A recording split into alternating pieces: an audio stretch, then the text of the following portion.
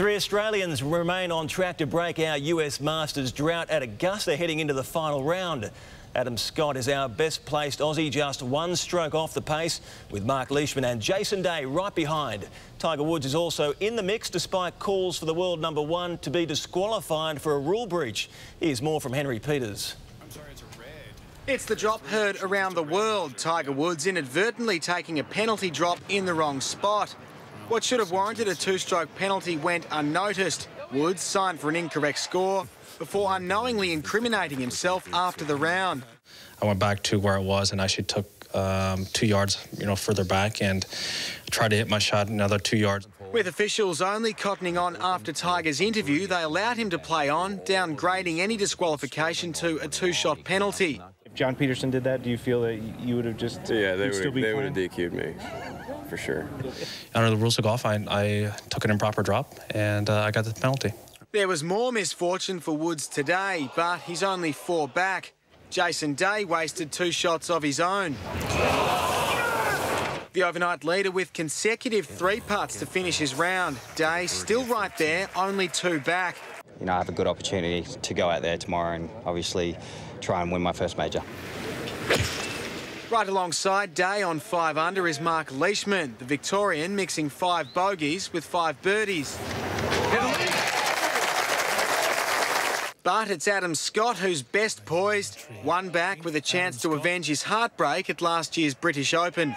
Charging the line beautifully. Well, I'm going to need to really have a career round, and that's what, these big events do for someone. It's a career round that makes him a champion.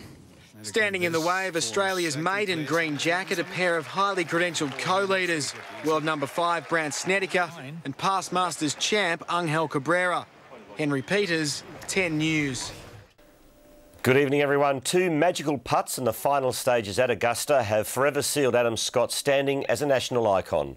Scott displayed nerves of steel to break Australia's 77-year drought at the US Masters. 3 Aussies were in contention during the back 9, but Scott and Argentine Angel Cabrera broke clear of the field, with the Australian triumphing in a heart-stopping playoff. Henry Peters has the highlights.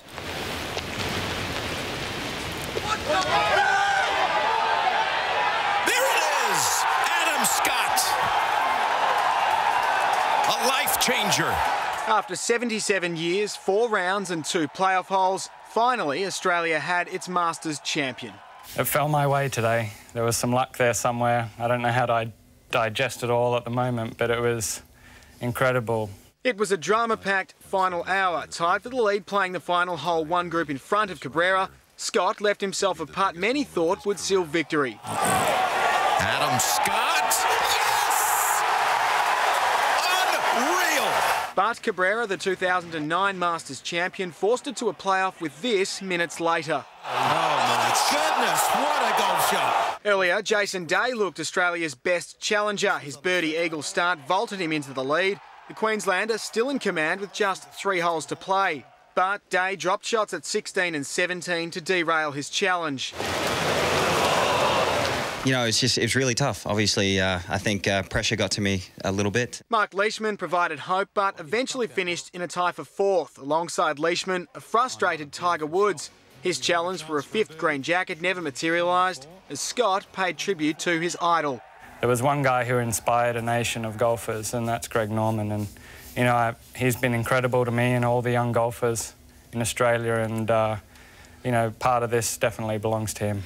I love him for what his attitude, his demeanour, and his belief and where he can get to in life. Look, I truly believe he could be the greatest Australian golfer in the history of the game, and I hope he is. Quite honestly, I had a tear in my eye when it was all over and done with. Scott's putting cost him certain victory at last year's British Open. This morning, his brilliance on the green sealed a breakthrough major win. Henry Peters, 10 News. It has been a busy week for Buckley, who has also patched things up with North Melbourne coach Brad Scott following their spat in the wake of the Lindsay Thomas bump. Scott says he's happy to move on, and his attention now turns to another showdown with twin brother Chris and the Cats. Henry Peters with more. The hatchet has been buried in the wake of the Lindsay Thomas bump. Magpies coach Nathan Buckley apologising for his remarks. Now, Kangaroos coach Brad Scott is calling for mercy. People are all too quick to criticise Lindsay Thomas. He got heavily criticised for his goal kicking and for his conversion. And last year he was one of the most accurate small forwards in the competition. North's focus turns to a date with Geelong on Sunday. Picked apart on turnovers last week against the Magpies, the Roos are wary of the Cats. If we don't use the ball well and we don't defend well against Geelong, they'll punish us on the turnover as well. Scott McMahon is likely to return and North could have an edge in the ruck. Injured Cat Hamish McIntosh won't get a crack at his old side, while Nathan Vardy is several weeks away, revealing his hip problems could yet plague him for years to come. There's going to be times during my career that, my hip just will say, hey, I've got to have a rest for a little bit. Vardy and teammate James Podsiadly were at Simmons Stadium today as it readies for the arrival of night football in round 10. Not just great news for AFL fans. This will also enhance the ability for Geelong to put forward a franchise to Cricket Australia for a T20 team. And if Geelong's first clash under lights at Simmons Stadium wasn't interesting enough, they'll take on the Gold Coast Suns and former Cats legend Gary Ablett Jr. It's worked out nice and it's probably deliberately done like that he comes back for the game. It shapes as Ablett's first match in Geelong since his highly publicised exit in 2010. Henry Peters, 10 News.